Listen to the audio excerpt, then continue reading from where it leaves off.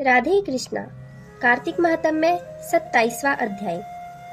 गणों ने कहा, विष्णुदास एक दिन भोजन तैयार करके भक्ति में तल्लीन था कि कोई उनका भोजन चुरा ले गया, लेकिन सायंकाल की आराधना हो सके और व्रत भंग ना हो, इसलिए उसने उस दिन दोबारा भोजन तैयार नहीं किया। श्री नारद जी ने कहा, हे राजन, इस तरह लगातार 7 दिन तक कोई दूसरा भोजन चुराता रहा। तब वह हैरान होकर सोचने लगा कि यह तो बड़ी विचित्र घटना है कि ना जाने कौन हर रोज मेरे भोजन को चुरा कर ले जाता है। फिर भी इस देव स्थान को छोड़ना नहीं चाहिए।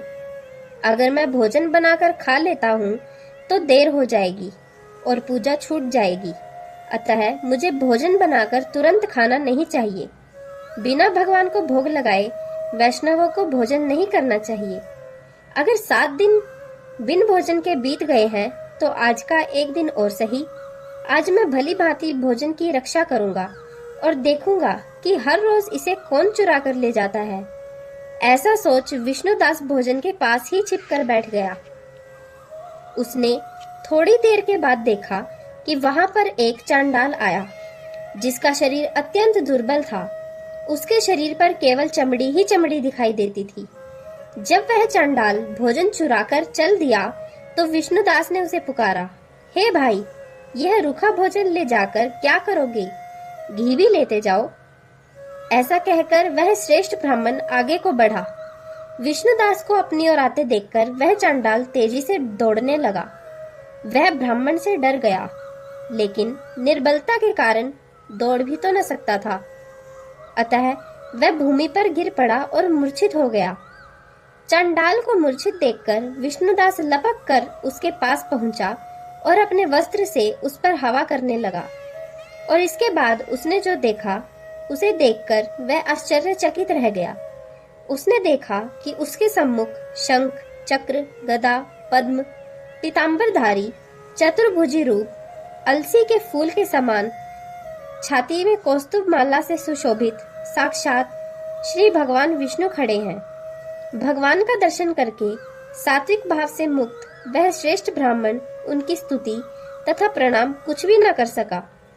वहीं पर सब इंद्र आदि देवता भी उपस्थित हो गए और गंधर्व तथा अप्सराएं आकर गीत गाने करने लगी तथा नृत्य करने लगी। विष्णु भगवान ने अपना स्वरूप ब्राह्मण को प्रकट कर उसका आलिंगन किया और दिव्य विमान में बैठाकर उसे वैकुंठ ले गए।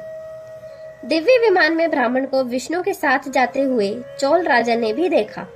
उसने अपने गुरु आचार्य मुग्दल को कहा कि मैंने जो यज्ञ आदि किए हैं वे सब व्यर्थ हुए। जितनी दान दक्षिणा मैंने ब्राह्मणों को दी वह असफल हुई।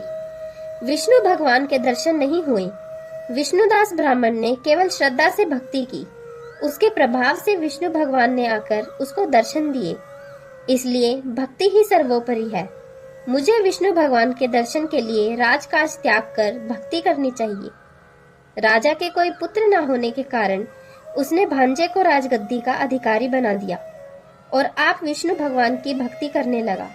बहुत काल तक भक्ति करने के बाद भी जब विष्णु भगवान ने दर्शन नहीं दिए तो वह अग्निकुंड में कूद पड़ा। अग्नि में प्रकट होकर विष्णु भगवान ने राजा को गोदी में उठा लिया और कहा कि मैं तेरे त्याग और भक्ति से बहुत प्रसन्न हूँ। उसका आलिंगन करके उसको दिव्य विमान में अपने साथ बिठाकर वैकुंठ लोक में ले गए। भगवान विष्णु ने अपने समान रूप वाले ब्राह्मण को पुण्यशील और राजा चोल को सुशील नाम देकर दोनों को अपना द्वारपाल बनाया। राधे कृष्णा।